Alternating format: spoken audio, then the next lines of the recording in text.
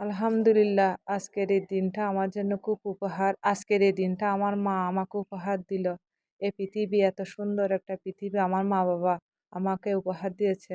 আমাদের মা-বাবা যেখানে থাকুক, ভালো থাকুক, আল্লাহর মেহমান হিসেবে কবুল করে নিক, জান্নাতে মাওয়া জান্নাতুল ফেরদৌস দান করুক। নিঃস্বার্থভাবে আমাদেরকে আমাদের মা-বাবা পৃথিবীর আলো দেখিয়েছে। কোনো স্বার্থে নেই ওদের। একটাই চাওয়া পাওয়া, একটাই স্বার্থ যেন সন্তানরা মানুষের মতো মানুষ হয়ে থাকুক। যেখানেই মা-বাবা থাকুক না কেন, পৃথিবীতে তার সন্তানরা যখন ভালো থাকে তাদেরই ভালো থাকা। আমরা কিছুই করতে পারি না আমাদের মা-বাবার জন্য। অনেকের মা-বাবা সুখের টাইমে পৃথিবী ছেড়ে চলে যায়। আর সন্তানরা এখানে কত সুখ করে। তখন অনেকেই মা-বাবার কথা মনে পড়ে, চোখের জল চলে আসে। ঠিক আমাদেরও এরকম। আমাদের মা খুব কষ্ট করে আমাদেরকে মানুষ করেছে।